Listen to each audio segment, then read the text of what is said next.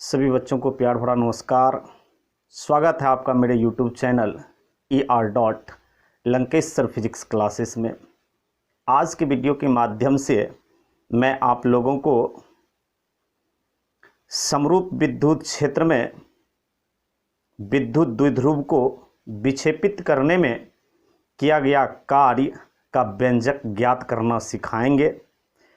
मेरे दोस्त, पिछले वीडियो में हम लोगों ने देखा था कि जब विद्युत द्विध्रुव को किसी समरूप विद्युत क्षेत्र में निलंबित किया जाता है, अर्थात स्वतंत्र रूप से लटकाया जाता है, तो उस विद्युत द्विध्रुव पर एक बलयुग्म आघूर्ण कार्य करता है, जिसका व्यंजक हम लोगों ने ज्ञात किया था।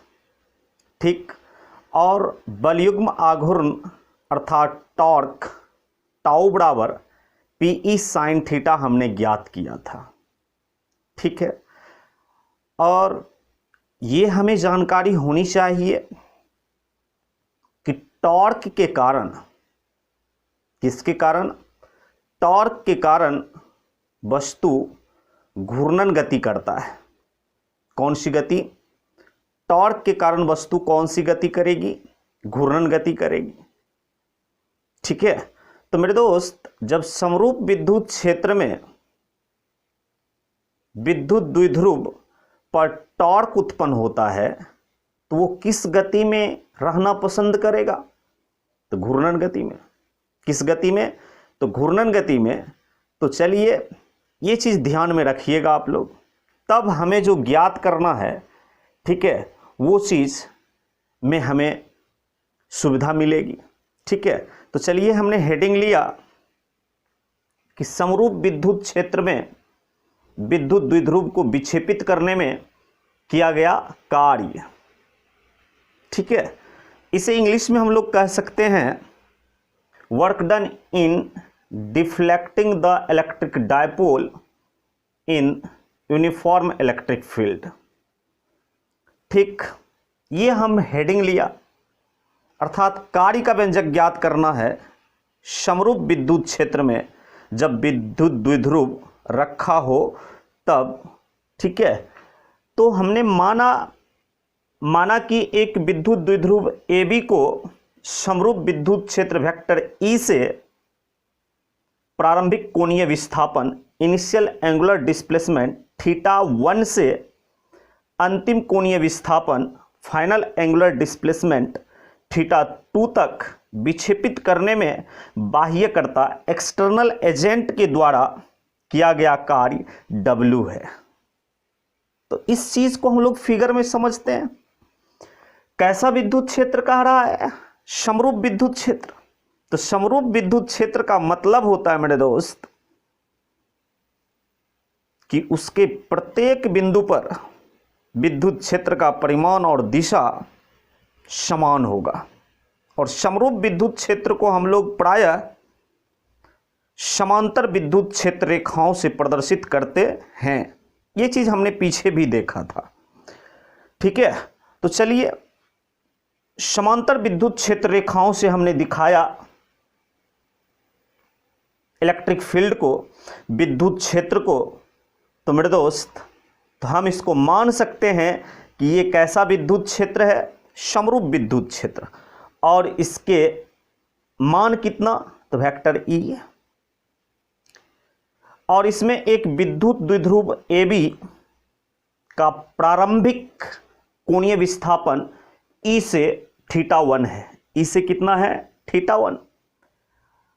और मेरे दोस्त, बाह्यकर्ता ने, एक्सटर्नल एजेंट ने θ1 पोजीशन से इसको घुमा के कितना पे ला दिया? θ2 पर। ये θ1 पोजीशन पर था प्रारंभ में, और बाह्यकर्ता इसे θ1 पोजीशन से घुमा के कितना पे ला दिया? θ2 पर। तो मेरे दोस्त, निश्चित रूप से θ1 से θ2 तक लाने में क्या किया गया होगा? बाह्यकर्ता के द्वारा कार्य। और वही कार्य का व्यंजक हमें ज्ञात करना है। वही कार्य का व्यंजक हमें ज्ञात करना है। तो मेरे दोस्त, यहां पर θ1 कोणीय विस्थापन इनिशियल पोजीशन है और θ1 से घुमाकर θ2 पर लाया, तो ये फाइनल पोजीशन होगा इलेक्ट्रिक डायपोल का अकॉर्डिंग टू आवर कंसिडरेशन। ठीक है, हम लोगों ने जैसा माना उसके अनुसार। तो θ1 से θ2 तक लाने में किया गया कार्य ज्ञात करना, W ज्ञात करना है। और अभी जस्ट पीछे हमने चर्चा किया कि समरूप विद्युत क्षेत्र में विद्युत द्विध्रुव पर एक टॉर्क कार्य करता है और उस टॉर्क के कारण विद्युत द्विध्रुव किस गति में रहना पसंद करेगा? घूर्णन गति में। किस गति में? तो घूर्णन गति में। तो मेरे दोस्त यहां पर जो कार्य हम ज्ञात करेंगे, घूर्णन गति में जो कार्य का फॉर्मूला होता है उससे हम ज्ञात करेंगे। ठीक है, उससे हम ज्ञात करेंगे। तो मेरे दोस्त यहां पर टॉर्क क्या होगा वो हमें पता है। ठीक है, तो चलिए हम नोट में ये चीज लिखते हैं।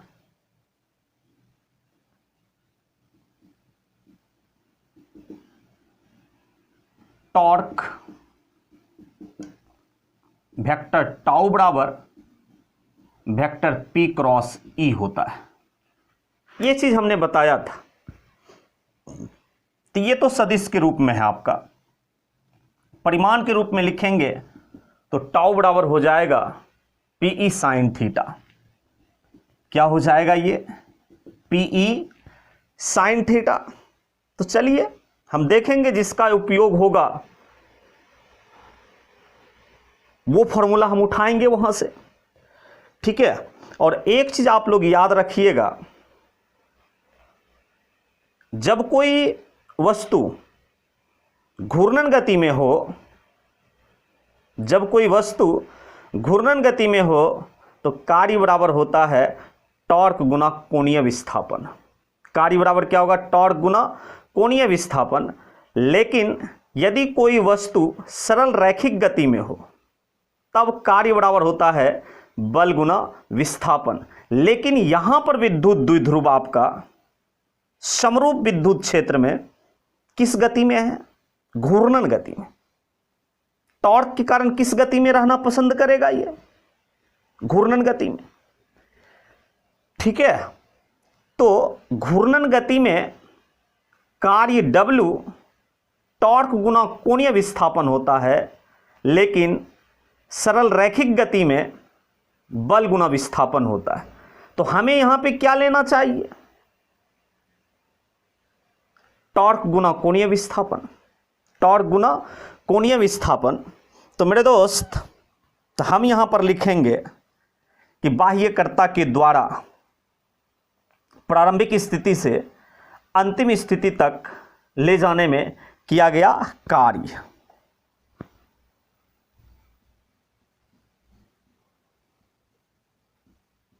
बाह्यकर्ता के द्वारा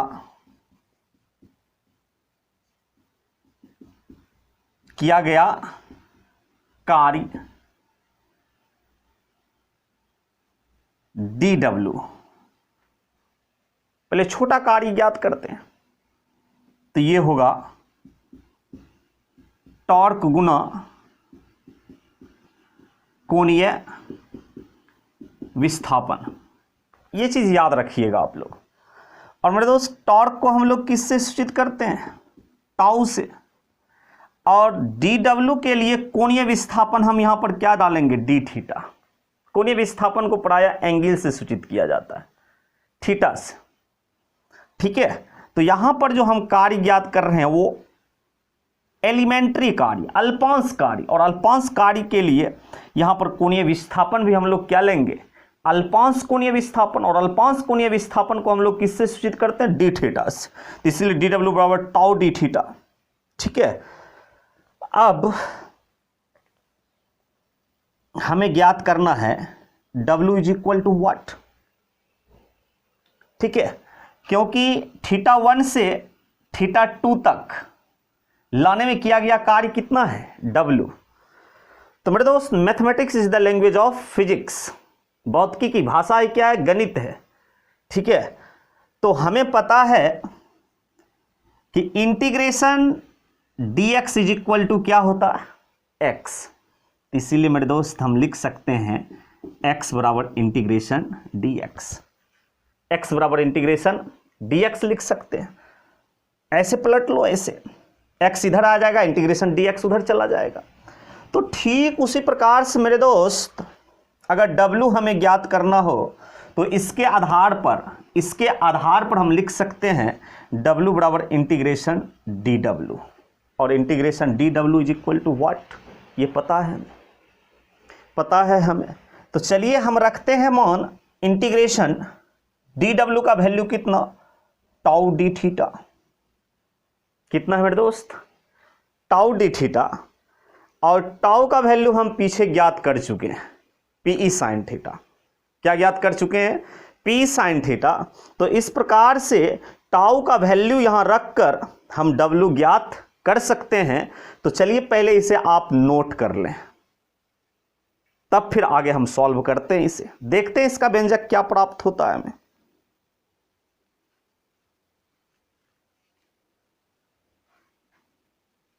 चलिए मिटाते हैं, नोट कर लिया।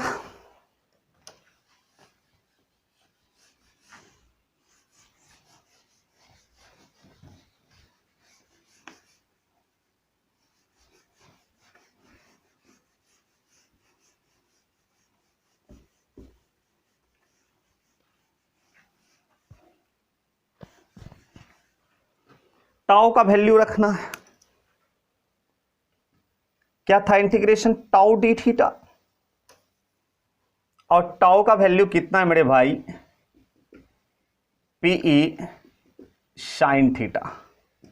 तो integration pi sine theta d theta हो जाएगा कार्य का व्यंजक। अब यहां पर हम लोग देख रहे हैं कि ये इंटीग्रेशन थीटा के रिस्पेक्ट में हो रहा है। तो मेरे दोस्त लिमिट क्या पुट करेंगे हम लोग, थीटा वाला।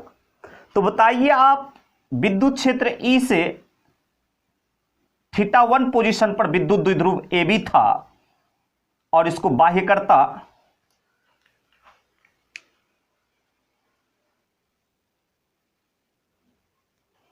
तो चलिए टाउ का मान हमने पी साइन थीटा बैठाया यहां पे।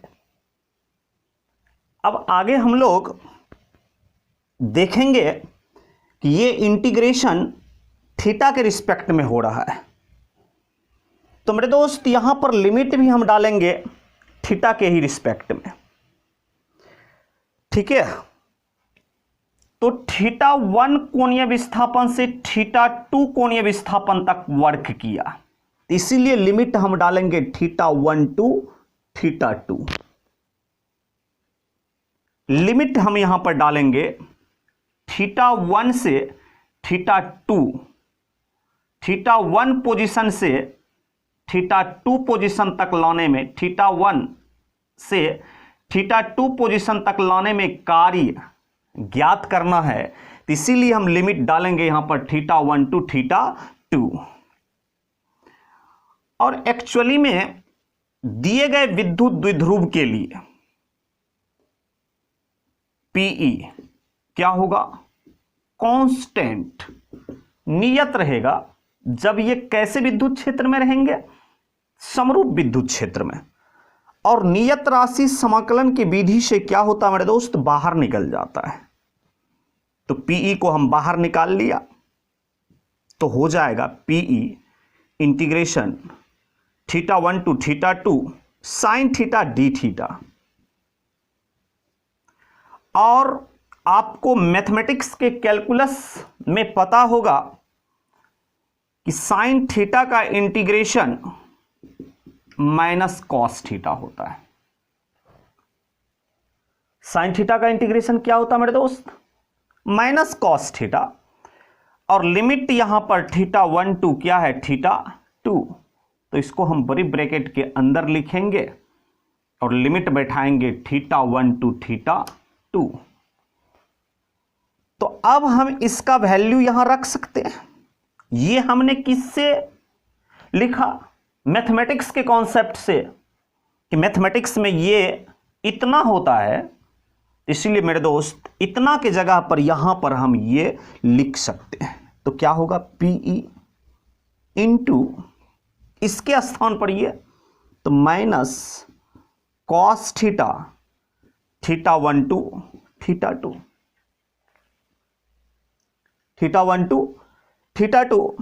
अब लिमिट बैठाएंगे, माइनस आप कॉमन ले सकते हैं, तो माइनस पीई, अंदर केवल बच जाएगा कॉस थीटा और लिमिट थीटा 1 टू थीटा 2, तो माइनस पीई।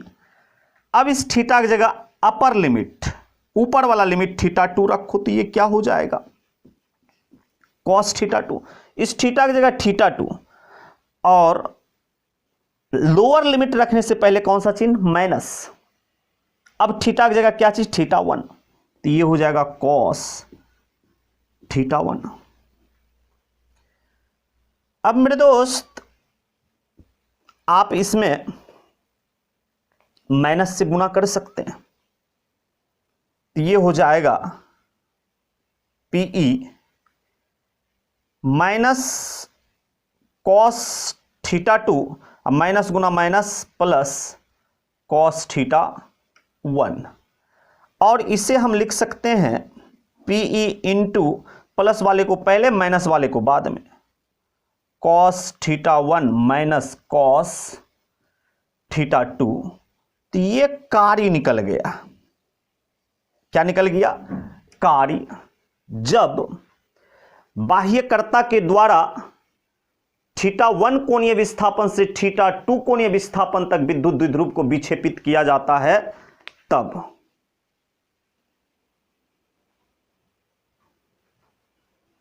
तो वर्क डन क्या निकला, W PE into cos theta 1 minus cos theta 2।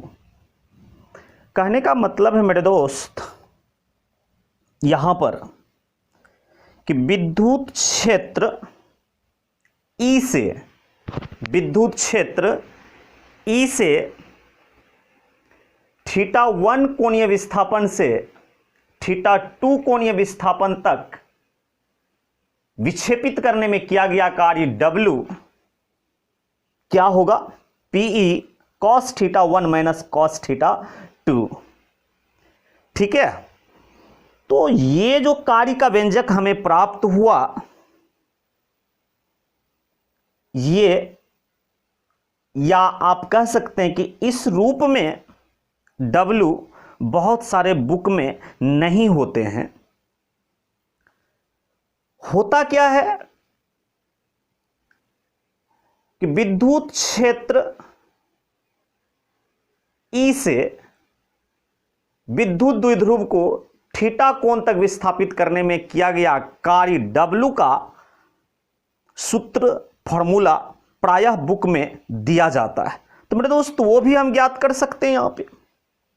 ठीक है, तो यहां पर हम लिख सकते हैं, या इसको हम इंपॉर्टेंट नहीं मानते हैं,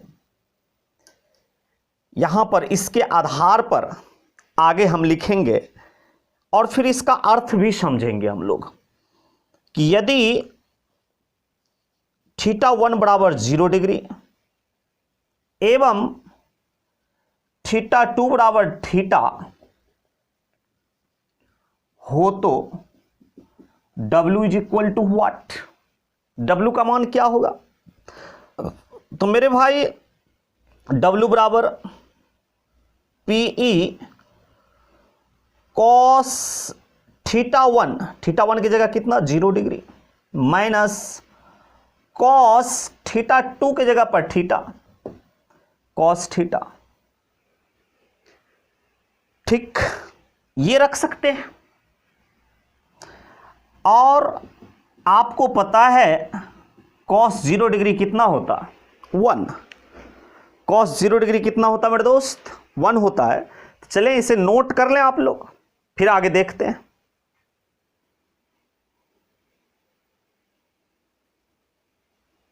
उम्मीद करता हूं नोट कर लिया होगा आप लोग। मिटाते हैं इसे।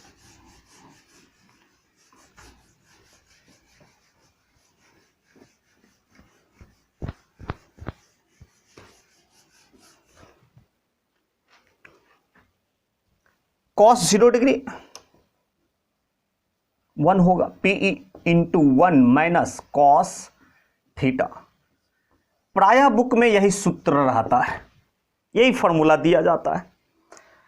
अब इसे हम लोग फिगर में समझते हैं,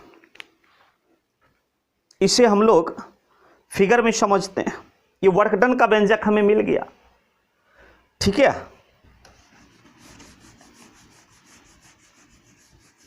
इस चीज को हम फिगर के माध्यम से समझते हैं। समरूप विद्युत क्षेत्र को समांतर विद्युत क्षेत्र रेखाएं से प्रदर्शित करते हैं, ये पहले भी हमने बताया। और θ1 0 डिग्री का मतलब है कि विद्युत क्षेत्र ए बी ई के डायरेक्शन में, किसके डायरेक्शन में? ई के डायरेक्शन में। θ1 0 डिग्री का मतलब है यहां पर कि विद्युत द्विध्रुव ए बी किसके डायरेक्शन में है? ई के डायरेक्शन में। अर्थात विद्युत द्विध्रुव ए बी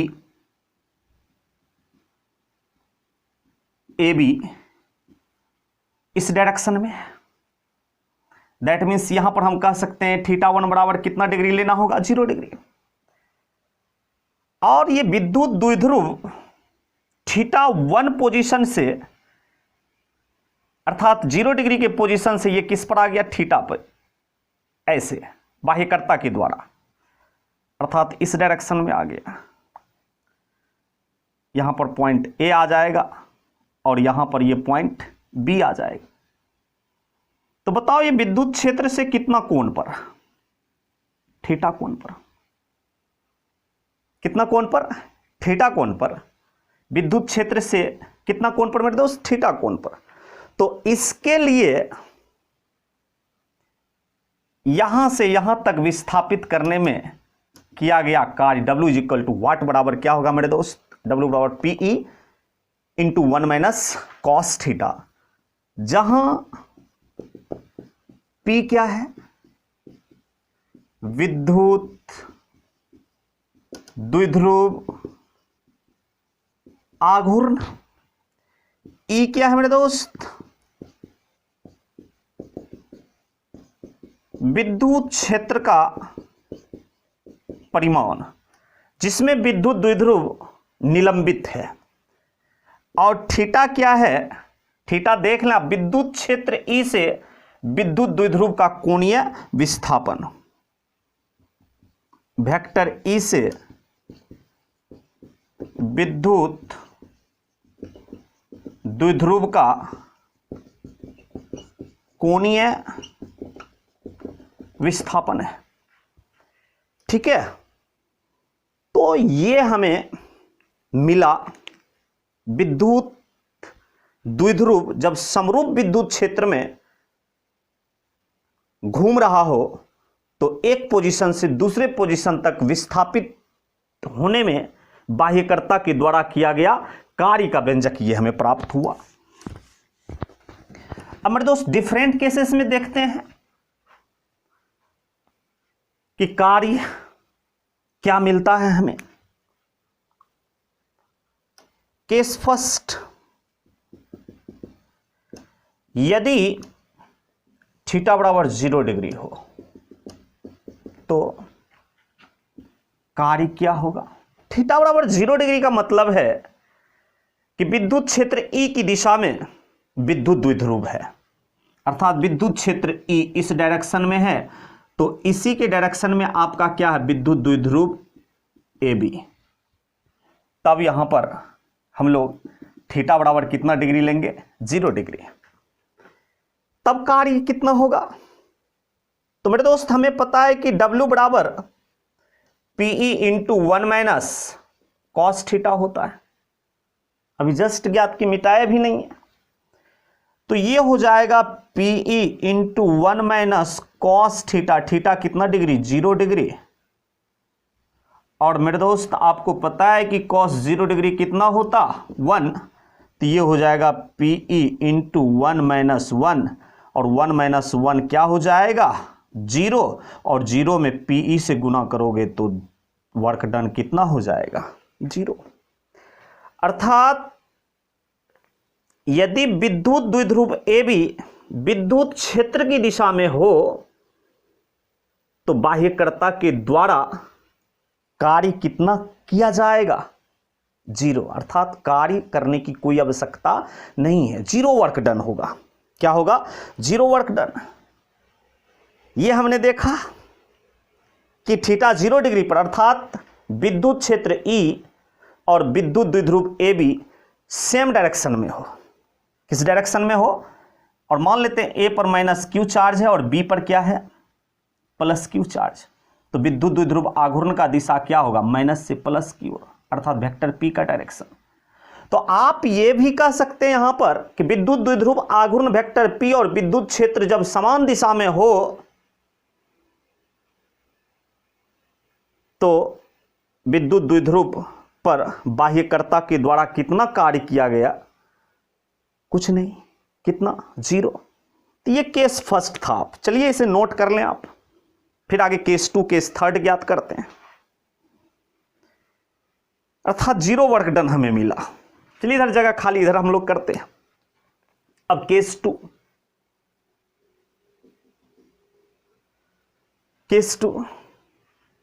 यदि थीटा बराबर कितना डिग्री हो, 90 डिग्री हो, तो कार्य थीटा बराबर कितना डिग्री मेरे दोस्त, 90 डिग्री, तब कार्य क्या होगा।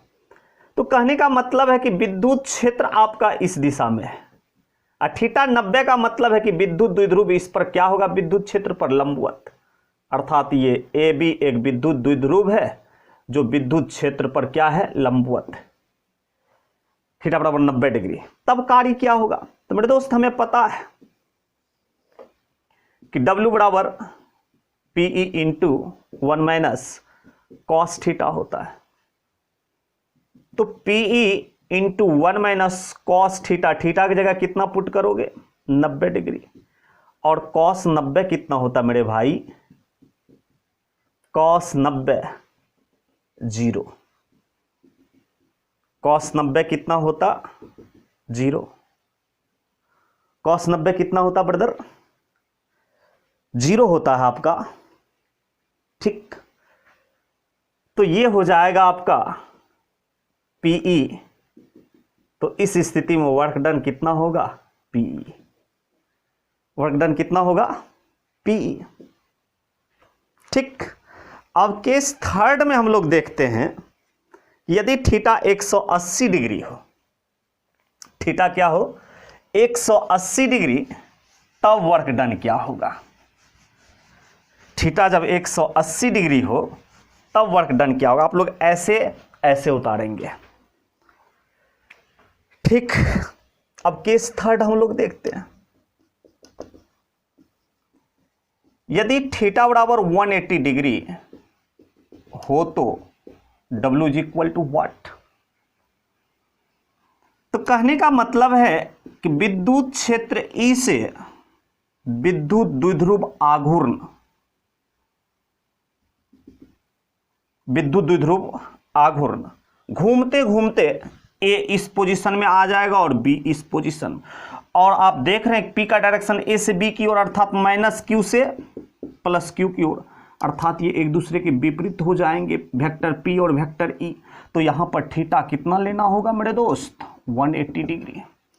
अर्थात कहने का मतलब है थीटा 180 डिग्री का अर्थ है यहां पर कि विद्युत क्षेत्र E से विद्युत द्विध्रुव वेक्टर P प्रति समांतर हो। क्या हो, प्रति समांतर, तब वर्क डन क्या होगा। तो मेरे दोस्त हमें पता है W बराबर PE into 1 minus cos theta. तो बताओ PE इंटू 1 माइनस थीटा की जगह कितना, 180 डिग्री, और आपको पता होनी चाहिए कि कॉस 180 डिग्री -1 होता है। कितना होता, -1। तो ये हो जाएगा PE इंटू 1 माइनस, और कॉस 180 डिग्री वाला माइनस, तो माइनस गुना माइनस क्या होगा दोस्त, 1 + 1 हो जाएगा, अर्थात +2E। वर्क डन कितना निकल गया इस पोजीशन में, +2E। वर्क डन कितना निकल गया, +2E। तो अब ये तीनों स्थिति में हमने वर्क डन ज्ञात कर लिया। जब विद्युत क्षेत्र E और वेक्टर P समांतर था, थीटा 0 डिग्री, तब कार्य कितना, 0। और जब मेरे दोस्त थीटा 90, कहने का मतलब है इस पर -q और इस पर +q, तो वेक्टर p का डायरेक्शन हमेशा किधर से किधर होगा, -q से +q, अर्थात p और e जब लंबवत हो तब वर्क डन कितना, pe। और जब मेरे दोस्त प्रति समांतर क्या हो, e और p प्रति समांतर हो तब वर्क डन कितना, +2e। तो देखो इन तीनों केस में, एक केस ये आपका, एक केस ये आपका, और एक केस ये है आपका, ठीक है। तीनों स्थिति में देखा जाए तो महत्तम कार्य किस स्थिति में हुआ, केस थर्ड में। यहां 0 है, यहां pe है, और यहां कितना है, 2pe है, कितना है, 2pe। तो ये कैसा कार्य हुआ, मैक्सिमम। तीनों का मान देखने से क्या पता चलता है, तीनों में महत्तम वैल्यू, मैक्सिमम वैल्यू किस पोजीशन में मिला, केस थर्ड में मिला हमें। अर्थात जब विद्युत द्विध्रुव आघूर्ण वेक्टर p वेक्टर e के क्या है, प्रति समांतर, क्या है, प्रति समांतर, तब हमें कैसा कार्य मिला, महत्तम कार्य।